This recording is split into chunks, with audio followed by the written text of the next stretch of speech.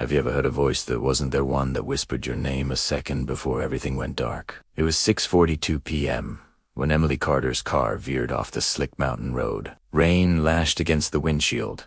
Lightning carved the clouds apart, and in that split second before the crash east, before metal screamed against rock, she swore she heard someone whisper, "Emily, stop." She didn't know where it came from. The car was empty. The radio was off.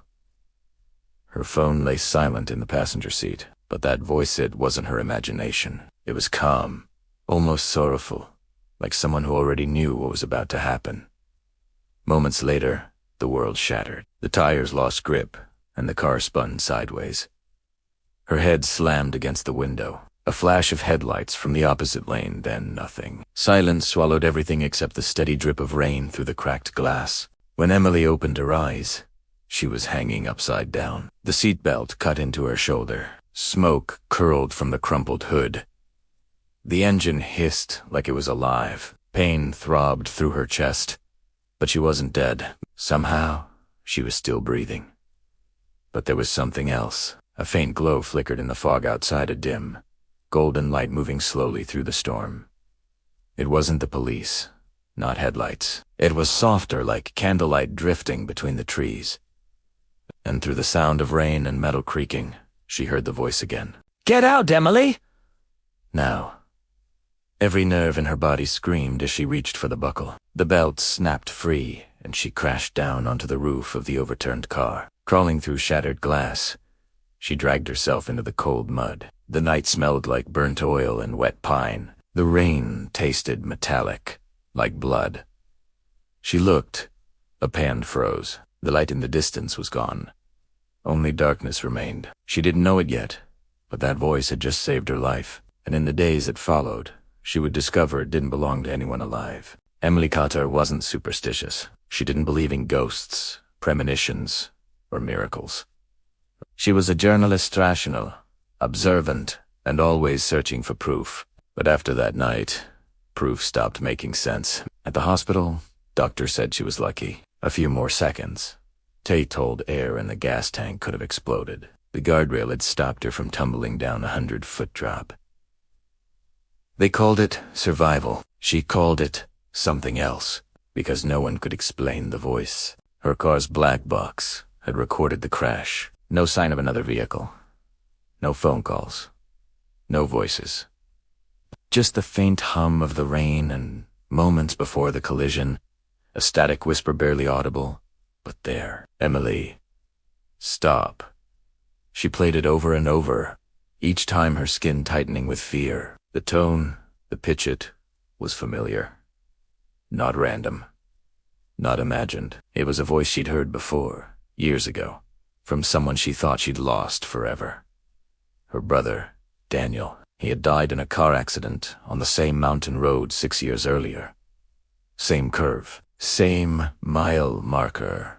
Emily hadn't been there that night, but she remembered the call, the sound of her mother's voice breaking through the phone, the funeral that didn't feel real. Daniel had been her twin, same birthday, same laugh, the kind of bond that felt like one heartbeat split in two. She hadn't been back to that road since. Until that night.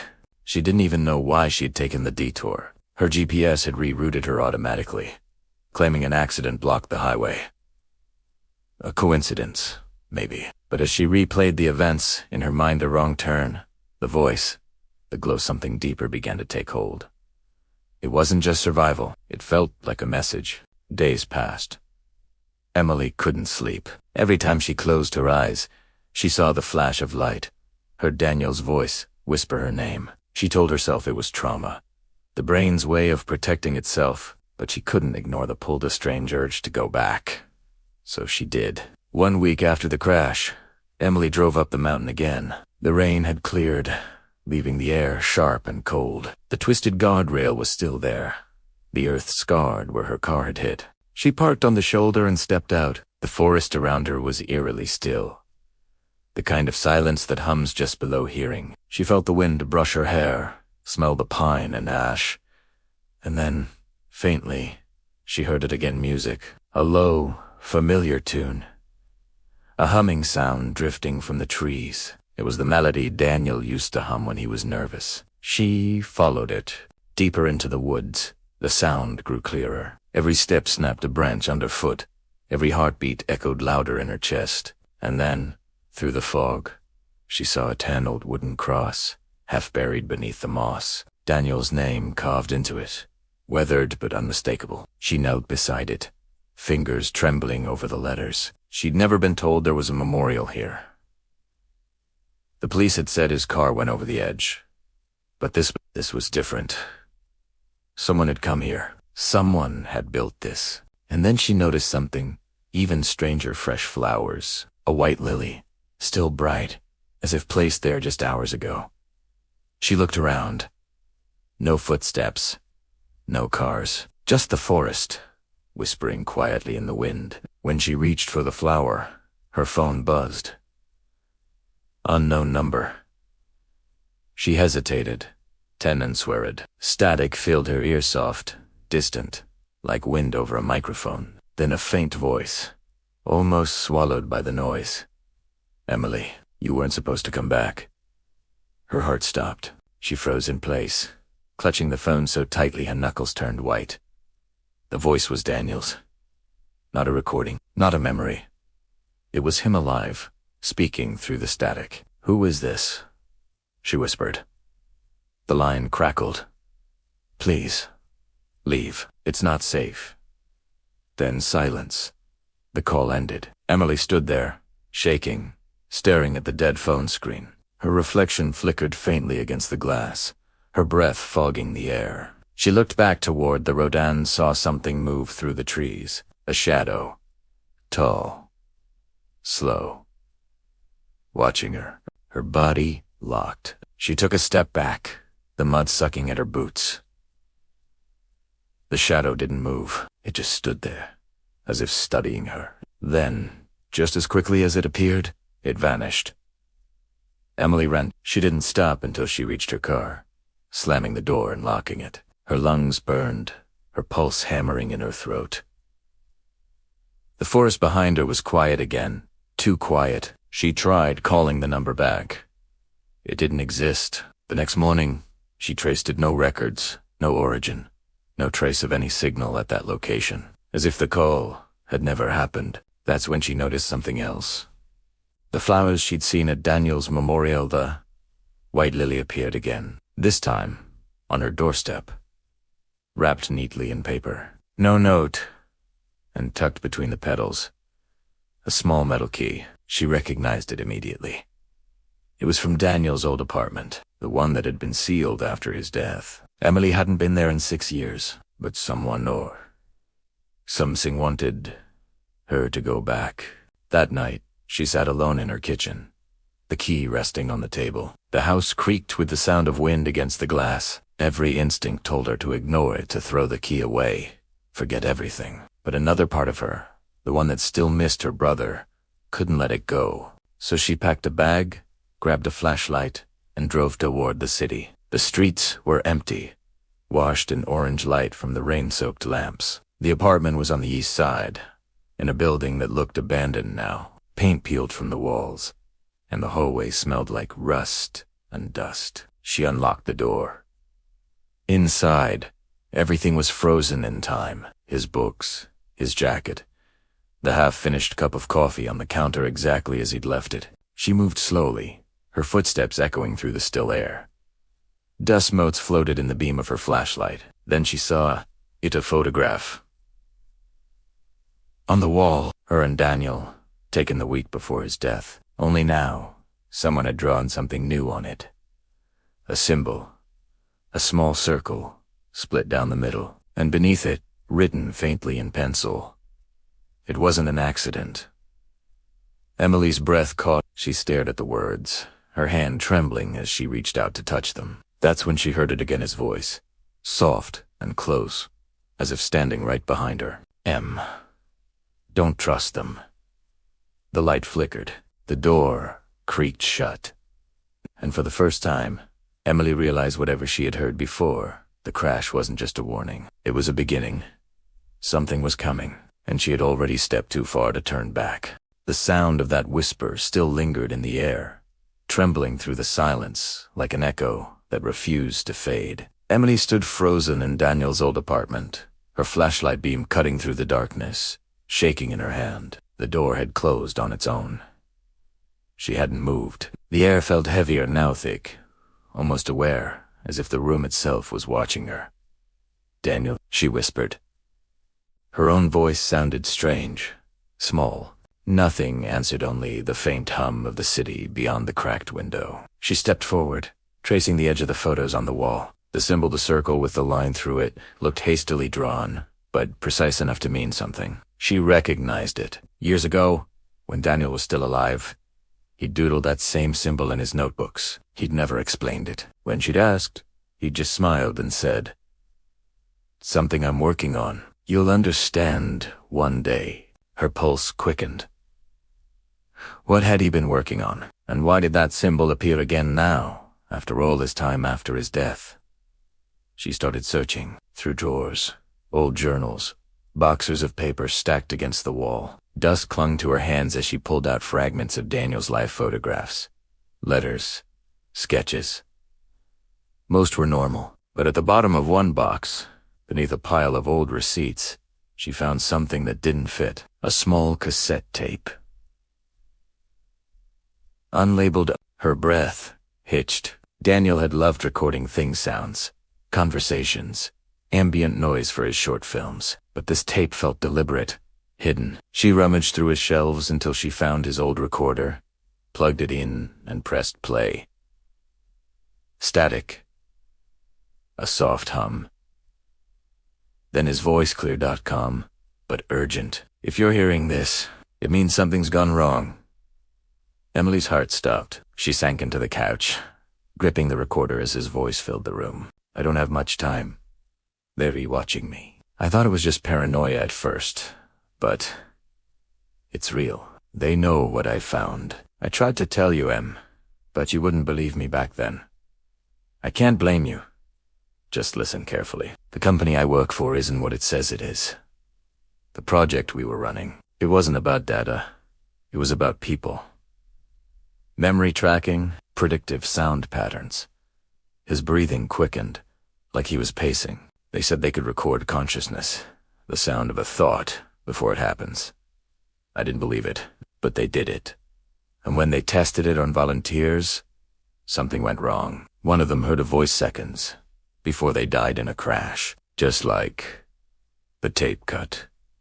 A sharp burst of static, then silence. Emily's hand shook as she rewound it, played it again, but the rest was gone. The tape had been cut short. Her mind spiraled. Memory tracking, predictive sound patterns. The voice she'd heard before the crash hit wasn't supernatural. It was connected to Daniel's research.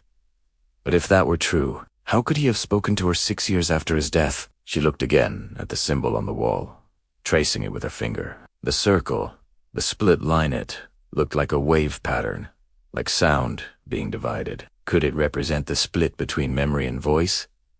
Outside, thunder rumbled. A storm was rolling back in.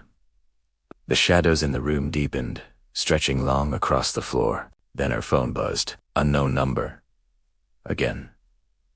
Her breath caught as she answered.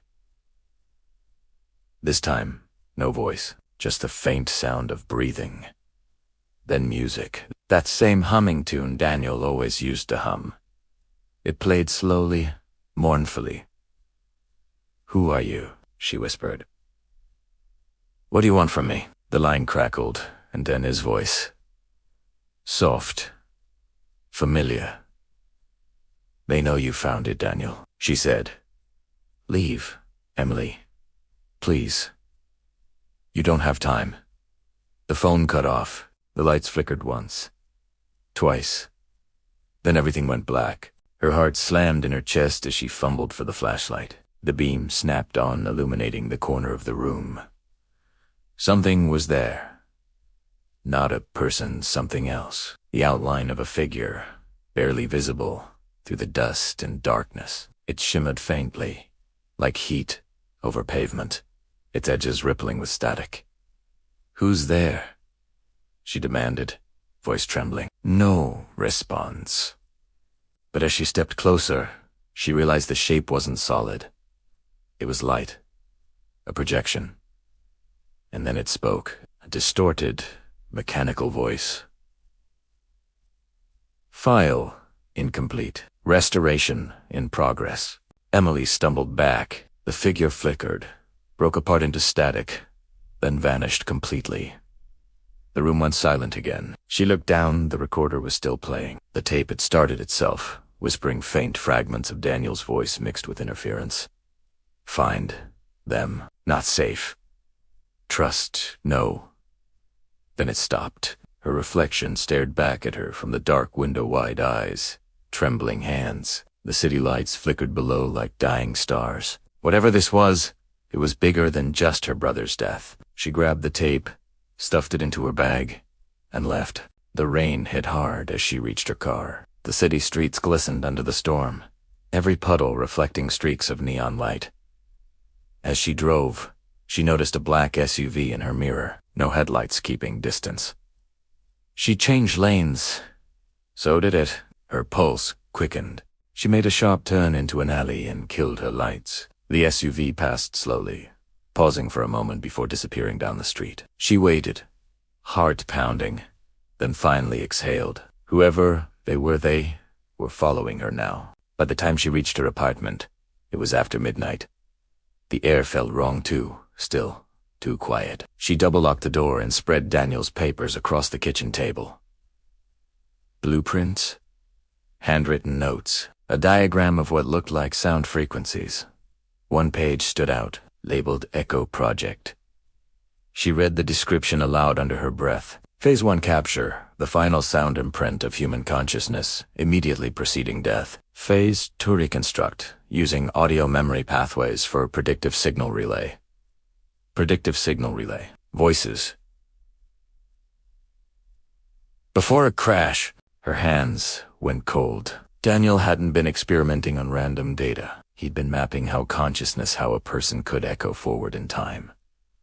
That voice she'd heard wasn't a ghost. It was a transmission. A message sent across a moment of death. But why her? She sat back, staring at the papers. Then she noticed another note scrawled in the margin. If anything happens, find Dr. Avery. No last name. No address. Just that. Emily searched her laptop, typing every combination she could think of. Dozens of results. Scientists, professors, doctors, but one stood out. Dr. Nathan Avery, Audio Neurology Research Division, Liaretech. Liaretech, the same company Daniel had worked for. Her chest tightened. She clicked through article after article, most of them vague corporate pieces. But one caught her eye. Liaretech researcher missing after whistleblower allegations.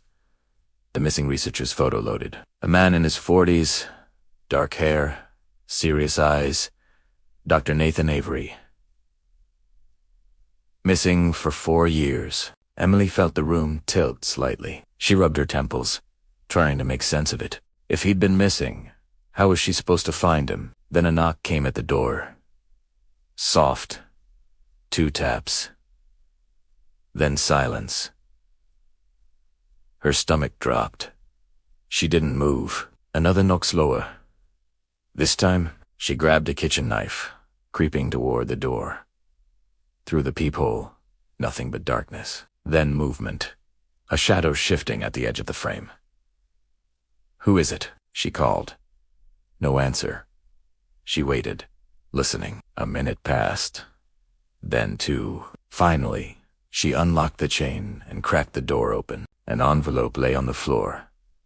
No one in sight. She picked it up, unfolded it. Inside, another white lily. And a note, written in neat block letters. Stop looking. You're not supposed to hear the dead. Her breath hitched. She dropped the flower like it burned her skin. The street below was empty, glistening with rain. Whoever left that note, they were close. She slammed the door, locked it again, and backed away. Her hands shaking. For the first time since the crash, she felt real fear, not confusion, not grief, but fear. Someone new. Someone wanted her. Silent, she sat on the floor, the hum of the refrigerator, the only sound in the apartment. Her eyes landed on Daniel's photos, on the table, his smile frozen in time. She whispered, "What did you get yourself into?" And from somewhere in the room so faint it could have been the wind coming on answer. Both of us. The flashlight rolled off the table and hit the floor. The bulb flickered once, casting a brief flash of light across the wall. For a heartbeat, she saw him. Daniel, standing in the doorway, knothole flickering, transparent, his outline breaking apart like shattered glass. His eyes looked directly at hers, filled with something between sadness and warning. She couldn't move, couldn't breathe. "Em," he whispered, "they found me because of this. They'll find you too." Then the light blinked out, and he was gone. The apartment plunged into darkness once more. Outside, thunder cracked over the city, and somewhere in that sound and the echo that followed she could still hear him. "Don't let them silence the voice." Emily pressed her back against the wall, trembling, staring into the dark. She didn't understand everything yet, but one thing had become terrifyingly clear. Her brother hadn't died in an accident. He'd been silenced. The sound of rain against the window blurred into a rhythm slow, deliberate, almost human. Emily sat on the cold floor, still pressed against the wall, trying to convince herself that what she'd seen was impossible. But she could still feel it, the faint warmth that lingered in the air where Daniel's shape had been. Her mind replayed his words, "They'll find you too." The clock on the wall ticked softly. Each second felt heavier than the last. She glanced toward the table, at the papers and the cassette tape that had started all of this. They seemed to vibrate in the dim light, as if charged with some invisible energy. She wanted to run, to leave the city, disappear. But something stronger anchored her, a hunger for the truth. If Daniel had risked everything for this, she couldn't turn away now. She gathered the documents into a folder, her movements shaky but determined. The moment she stood, her phone lit up again. No number. Just one message. "You're being tracked. Get out now." Her stomach twisted. No name, no signature.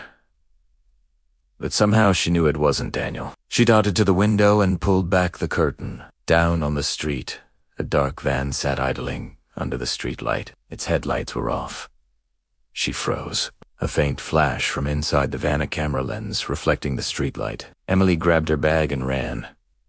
The stairwell smelled of damp concrete. Her footsteps echoed as she bolted down each flight, her heart beating like thunder. When she reached the lobby, the glass doors reflected her pale face and wide eyes. Outside, the van's engine revved. She sprinted into the rain, clutching her folder to her chest. Tires screeched behind her as the van lurched forward. She cut through an alley, her shoes splashing through puddles. The air felt charged, electric, every shadow twisting like it was alive. She reached the main road and flagged a taxi. It barely stopped before she yanked the door open and jumped in.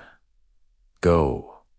Just drive," she gasped. The driver blinked in confusion, then hit the gas. Through the rear window, she saw the van turn the corner too fast, too close. "Lose them," she whispered. The taxi weaved through traffic, the city lights turning into streaks of color. Emily's pulse refused to slow. She clutched the bag tighter, praying the driver wouldn't ask questions. After 10 tense minutes, the van was gone. "Where to?" the driver finally asked, his tone calm, almost too calm. Emily hesitated. She didn't want to go home. She didn't want to lead anyone there. "The old Lorette building," she said. The driver nodded without a word. She stared out the window, watching the city slide past her in water running down the glass. The distant hum of sirens, the faint flicker of neon signs reflected in every puddle. For a moment, she felt suspended between fear and determination. If what Daniel had discovered could predict death, or even record a human consciousness, then maybe he wasn't Tego Natal. Maybe the voices weren't ghosts, but echoes of the mind itself. But who would want to silence that? As the taxi approached the old Laratek building, her unease deepened. The structure loomed against the skyline, black, glass and steel, abandoned after the company's scandal. A faded logo still clung to the side, a fractured circle bisected by a line. The same symbol Daniel had drawn. She paid the driver and stepped into the rain. The air smelled like ozone and rust. The front doors were chained shut, but one side hung loose, as if someone had broken in before. She squeezed through. The air inside was cold and stale, filled with the faint hum of long-dead machinery. Her flashlight cut through the dark, revealing shattered monitors and overturned desks. Then, a faint sound, a clicking rhythm echoing through the hall. Footsteps. She turned off the flashlight, holding her breath. The sound grew closer. A shadow moved past the end of the corridor. Then, another. Emily pressed herself against the wall, heart pounding in her ears. Through the crack of a door, she caught a glimpse of figures dressed in black. 2 men, silent, methodical, scanning the floor with handheld devices that pulsed with blue light. Search equipment. They were looking for her. She waited until their footsteps faded, then slipped into a side stairwell and climbed up to the 2nd floor. The rooms here looked like old labs, rows of desks with abandoned equipment, faded charts still pinned to the walls. One door stood out, HODBCN, restricted access. Her breath caught. She tried the handle. Locked. A faint light blinked behind the glass panel in the door. She knelt, pulling a hairpin from her pocket, and forced the lock open. The door clicked. Inside, the air was different, colder, metallic. Dust-covered computers lined the walls, and in the center stood a massive circular console surrounded by cables. The symbol Daniel's symbol was engraved into its surface. She stepped closer. A terminal screen flickered to life, casting pale light over her face. Lines of code scrolled rapidly across it before stopping on a single prompt. Access memory archive? Her fingers hovered over the keyboard. If this was Daniel's work, maybe his recordings were still here. Maybe she could hear him again, not just his voice, but his thoughts. She typed, yes. The machine word. To life ode. Drives spinning. Static, filling the air. The lights dimmed around her as the console projected a faint image above it, blurry at first, then slowly forming into a human shape. Her throat tightened. Daniel, she whispered. The projection stabilized. It was him, but not fully. His expression flickered, eyes unfocused, movements unnatural. He looked both alive and trapped in time. Emily? The voice said, glitching through static. You shouldn't have come. Tears welled in her eyes. I had to. I heard your voice. You saved me. He shook his head faintly. No. That wasn't me. It was them. They used my voice. Her chest went cold. Who? The project. It went further than I thought. They tried to map consciousness to make it live after death. But they couldn't control it. The voices, they don't stop where memory ends. They bleed. They reach forward. He looked around, his digital form flickering. They heard what was coming before it happened. Every test subject. Every crash. It was never a warning. It was a recording of their own death, played back before it occurred. Emily's stomach turned. So, the voice I heard was your own. The words hit her like a blow. Her breath faltered. That's not possible. Lyretic found a way to loop sound through time. A consciousness echo. They used it to test how far awareness could stretch beyond the moment of death. But the human mind wasn't built for that.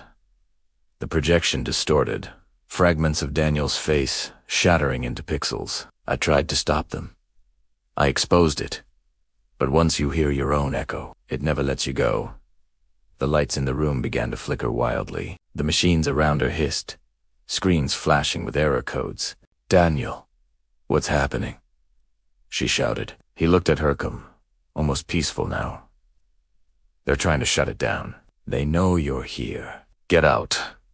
Not without you, she said, tears streaming down her face. His image flickered again. I'm not me anymore. I'm just a recording, an echo. The system blared a sharp alarm. The screen turned red. System breach detected. The sound of footsteps echoed from the hall. Emily grabbed the folder and bolted from the room as the doors burst open behind her. Flashlights cut through the darkness, voices shouting commands. She ducked behind a row of cubicles, clutching the documents to her chest. A beam of light swept past her face, inches away. "Check the upper floors," a voice ordered. She waited until the sound faded, then crawled toward the emergency exit. Her hands trembled as she pushed the door open and slipped into the night.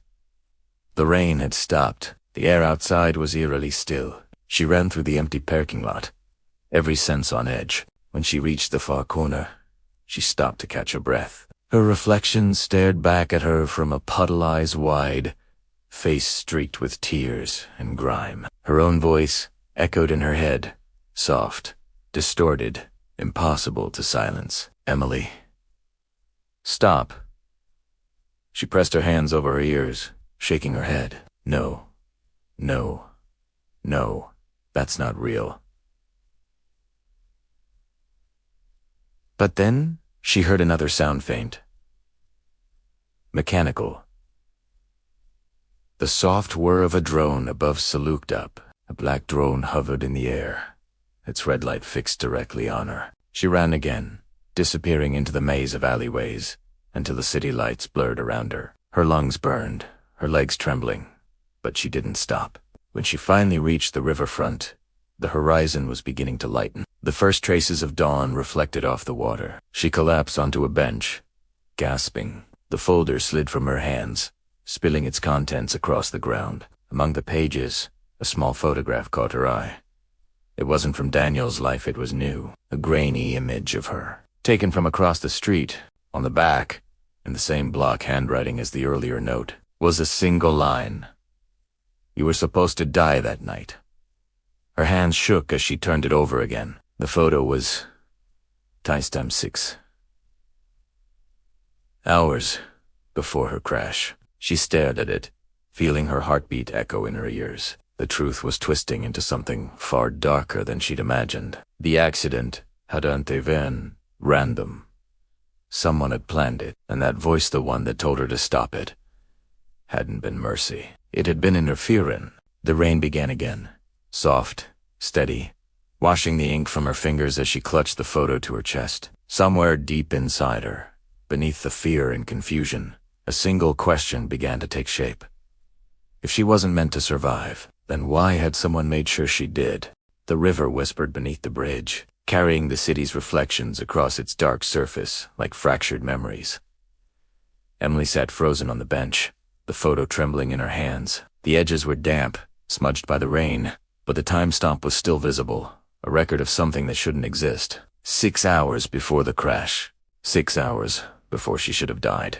The sound of water lapping against stone filled the air, rhythmic and unsettling. She traced the image with her thumb, following the faint outline of her own silhouette. Someone had been watching her that day, someone who knew exactly where she'd be. She lifted her eyes to the horizon. Dawn was breaking, a thin line of gray light bleeding into the storm clouds. For the first time since the crash, she felt the quiet weight of inevitability pressing down on her. Whatever had happened that night, it hadn't been an accident. It had been orchestrated. Her phone vibrated in her pocket. Unknown number again. She hesitated before answering. A woman's voice this time. Low. Controlled. "You shouldn't be alive, Emily." Her stomach turned to ice. "Who is this?"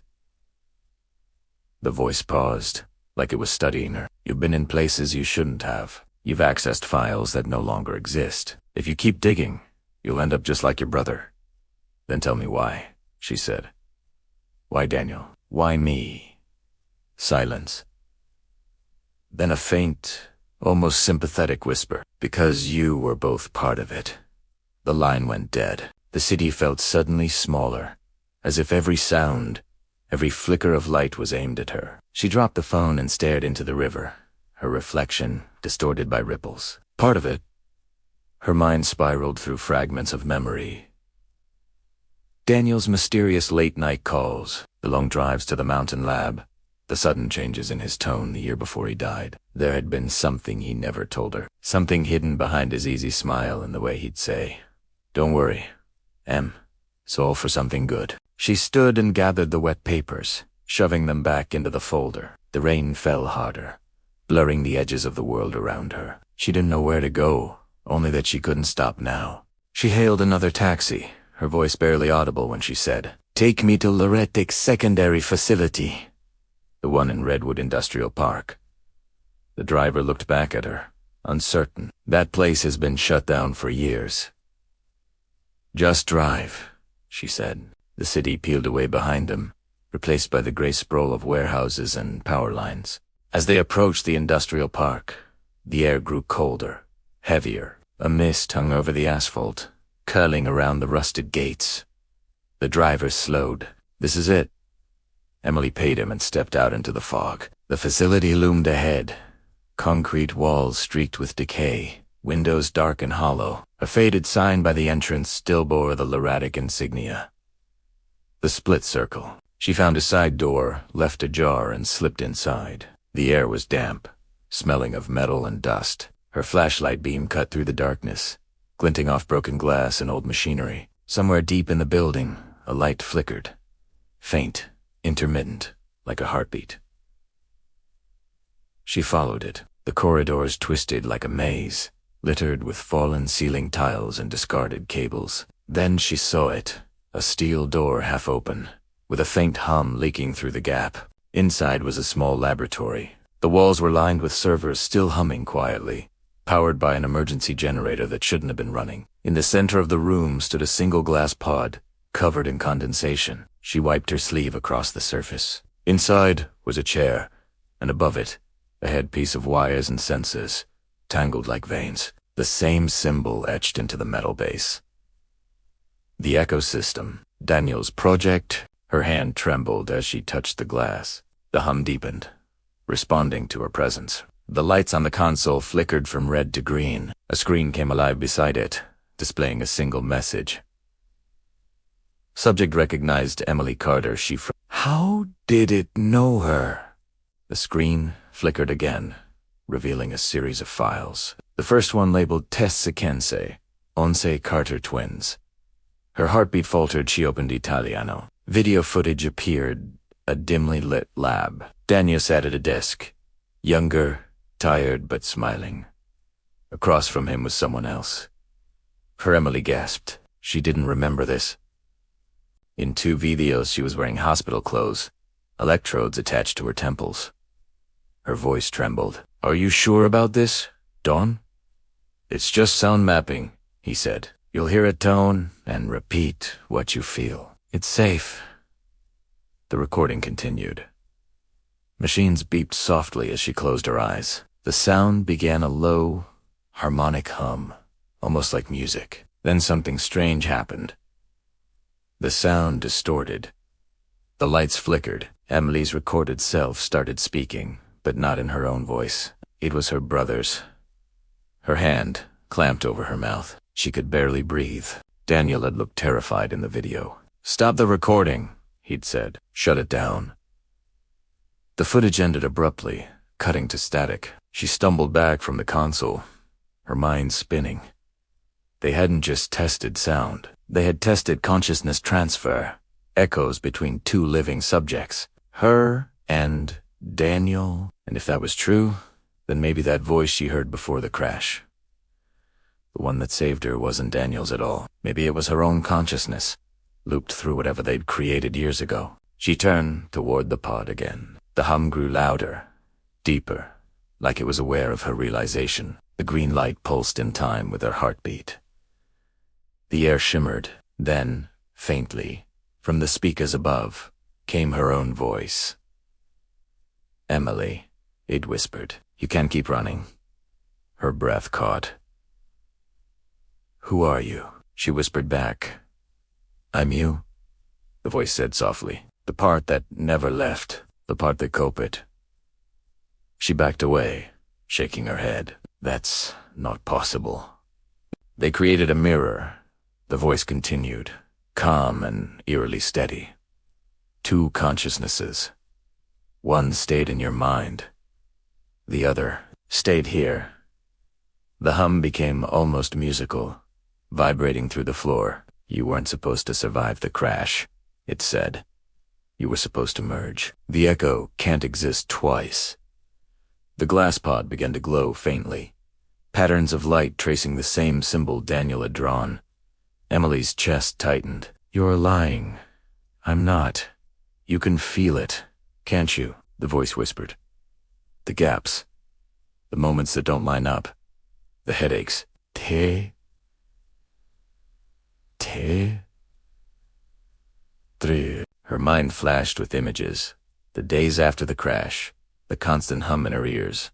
The dreams of water and fire. Of voices calling her name from the dark.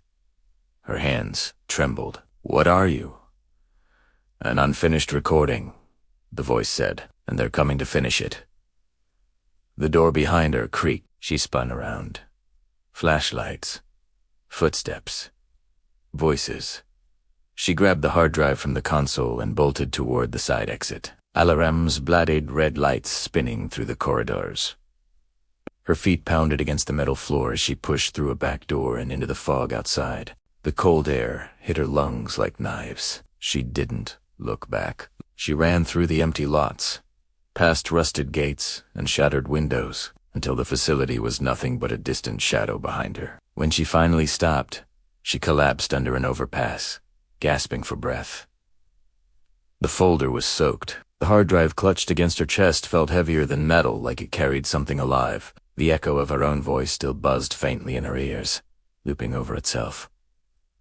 She stared into the rain, her mind spinning with the fragments of truth she'd uncovered. She hadn't been a bystander. She'd been a subject. The crash hadn't been an accident. It had been an attempt to erase the evidence, to erase her. A noise broke through the rain, faint at first, then growing clearer, the soft hum of an engine. She ducked behind a concrete pillar, watching as a familiar van rolled to a stop at the edge of the road. Two figures stepped out, dressed in black. One of them carried a small device, a scanner, humming faintly in the air. They were tracking her again. She held her breath, clutching the hard drive tighter. She's close, he said. She crawled backward, careful not to make a sound. The ground was slick, her palms raw against the wet concrete. The men moved slowly, methodically, sweeping their lights along the walls. Then a sudden burst of static filled her ears. The same voice as before. .com and measured.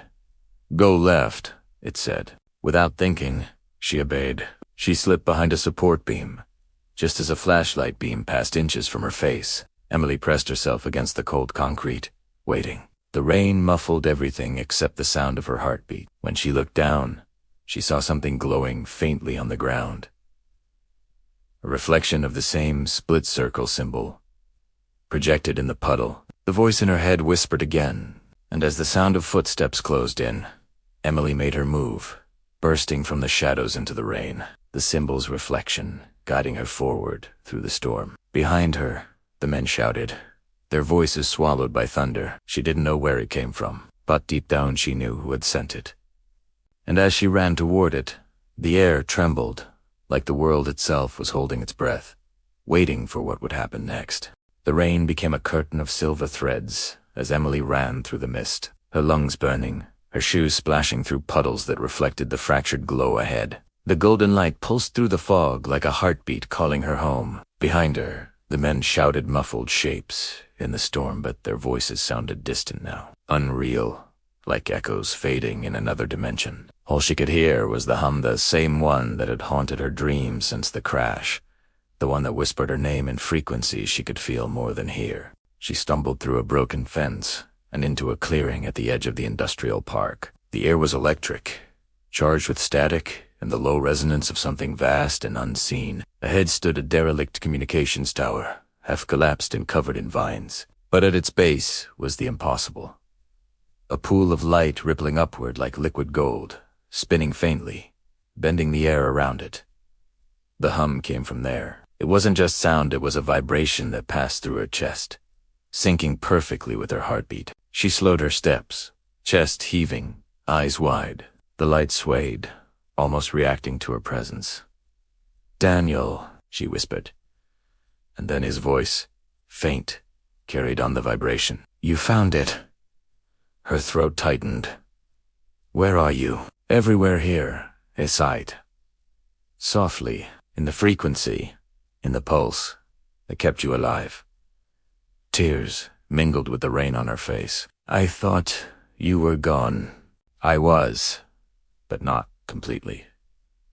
His voice was clearer now, warmer, filled with something both human and infinite. When the system collapsed, part of me merged with the signal. They tried to erase it, erase us, but the connection was stronger than they understood.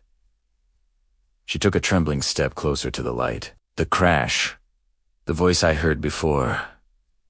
It wasn't you. It was both of us, he said. The echo they created didn't vanish at folded time. You heard me through it, seconds before the impact. I tried to warn you. Her breath caught.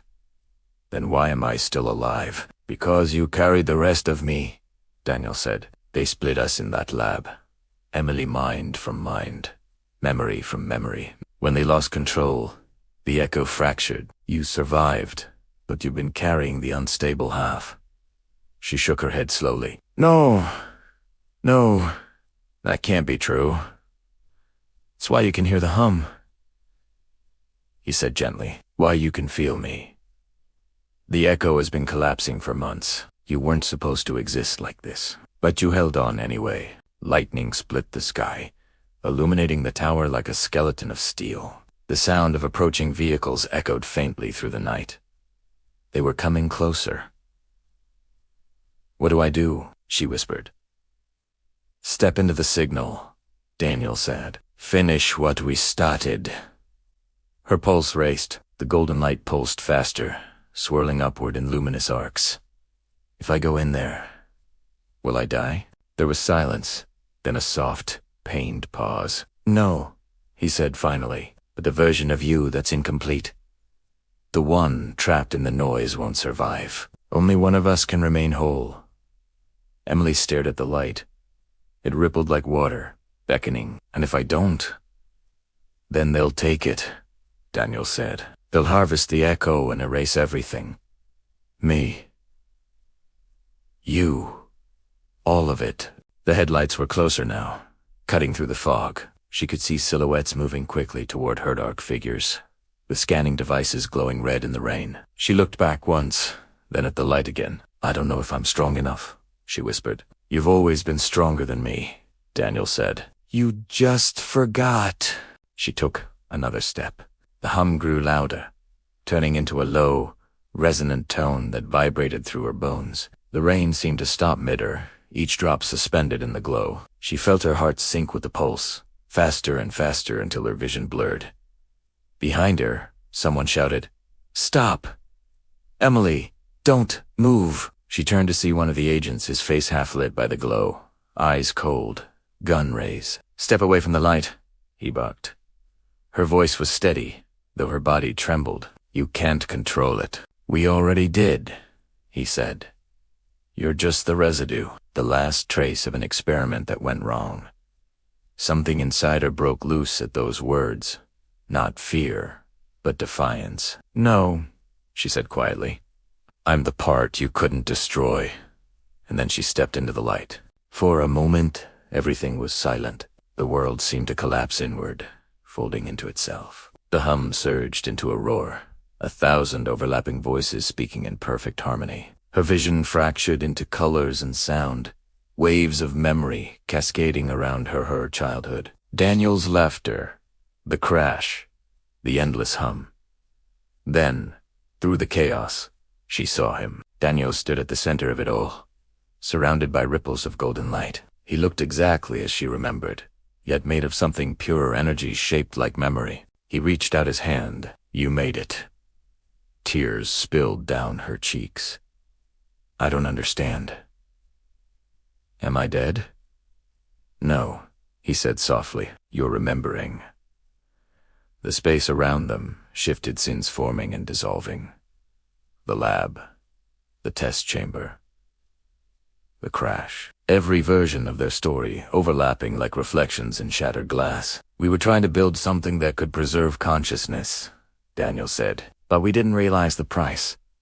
When the system overloaded, it duplicated us. One stayed in a network. The other kept living. Emily looked around, the realization sinking in like gravity. All this time, I've been walking around with half a soul. He smiled sadly, and I've been waiting with half a heart. The light pulsed brighter. It's time to finish it, Emily. Merge the signal. Make it whole again. She hesitated. What happens after? You'll remember everything, he said. But not as two, as one. Her chest tightened. Will I lose you? His voice broke slightly.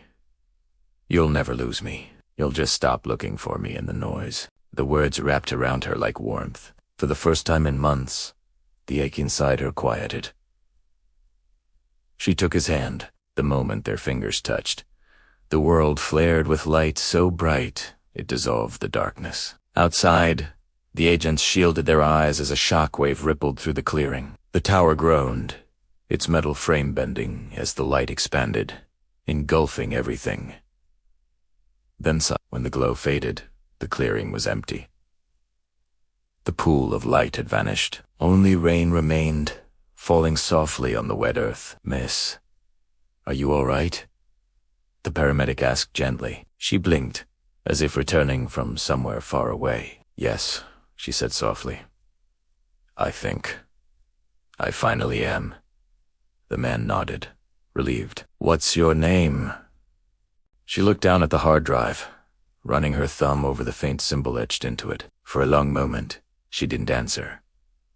Then a small, almost peaceful smile curved her lips. Emily, she said. Emily Carter. But somewhere inside her voice, deep beneath the quiet tone, there was another resonance, a subtle harmony that hadn't been there before, as if another voice spoke with her. Not separate, but woven perfectly through her own. As the sun rose, the first light caught the glint of metal in her hand. The hard drive hummed once faintly, before going silent. She exhaled slowly, the last trace of the hum fading into the morning air. Far in the distance, the old tower collapsed completely, its base swallowed by the earth. The golden glow never appeared again. But sometimes, late at night, if the city was quiet enough and the air was heavy with rain, people said they could hear it, the faintest vibration beneath the static, like a whisper just beyond hearing. Not a warning, not a ghost. Just a memory learning to breathe again. And for those who listened closely, there were always two voices speaking in unison. Morning light spilled across the city like a sigh, soft and forgiving, touching the rooftops and glass towers with a glow that made even the oldest structures look reborn. Emily walked along the riverside path, the same one where everything had begun. The hum that once haunted her was gone. In its place was silence, pure, weightless silence. It wasn't emptiness, it was peace. For the first time since the crash, she felt fully present in her own skin, as if every fragment of her that had been scattered through fear, memory, and sound had found its way back home. The world felt sharper now. The ripples on the river caught the sunlight like veins of gold. The smell of wet pavement and distant rain carried a strange comfort. She stopped by the bench where she'd once sat with the photograph of Daniel, the one that shouldn't have existed. The photo was gone, now left behind. Maybe destroyed, but she didn't need it anymore. She could feel him in the stillness, not as a ghost, not as a voice in her head, but as something quieter, something that lived in the pauses between her heartbeats. A gentle breeze lifted her hair. Across the water, the city was waking. Bicycles rolling over bridges, a vendor pulling open his coffee stand, a child chasing pigeons that scattered into the air like fragments of forgotten dreams. The rhythm of ordinary life had returned, and somehow that felt miraculous. She had survived what she couldn't explain, but survival was no longer the right word. She had become. As she sat down, the hard drive resting in her lap, she thought about everything Daniel had said, the experiment, the echo, the impossible truth of two consciousnesses born from one. It had once terrified her. Now, it felt strangely poetic. Humans were always trying to preserve what they loved, to capturate, to hold on to it forever. Maybe Liatech had just taken that longing too far, but maybe, in a strange way, Daniel had succeeded. She turned the small device over in her hands. It no longer hummed, no longer glowed. Yet she knew something still lived inside it, not data, not files, but memory imprinted in the circuitry like fingerprints on glass. She remembered his final words. "You'll never lose me. You'll just stop looking for me in the noise." She smiled faintly, eyes glistening in the soft light. Maybe that was what he meant. That love, memory, and identity weren't about possession or permanence, but connection, not the kind that can be stored or coded, but the kind that continues to resonate through time, changing shape, never truly ending. A bird landed nearby, shaking water from its wings. She watched it for a while, listening to the faint chatter of morning life around her. Everything felt so fragile now, yet so real. The fear that had once defined her seemed distant, almost absurd in its intensity. What had she been so afraid of losing? The truth, herself, or the illusion that she could separate one from the other? She took a deep breath and stood, slipping the hard drive into her coat pocket. The metal was warm against her palm, almost pulsing faintly, though she knew it was only her heartbeat she felt. As she walked, her reflection shimmered on the wet pavement beside her. For a brief moment, it seemed to move differently, out of sync by a fraction, like an echo lagging behind the sound.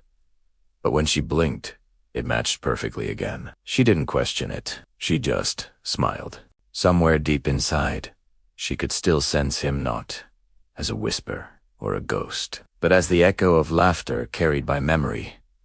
Maybe Daniel wasn't gone. Maybe no one ever really is. Maybe what we call loss is just the sound of the universe folding someone we love into another form. Her path took her through the older part of the city, where ivy crept over brick walls, and the streets curved like they'd been drawn by memory itself. The air smelled of jasmine and old rain. She passed a mural she hadn't noticed. Before a painted circle, split down the middle, glowing faintly under the morning sun. The Loretic symbol. Only now it looked different. Softer.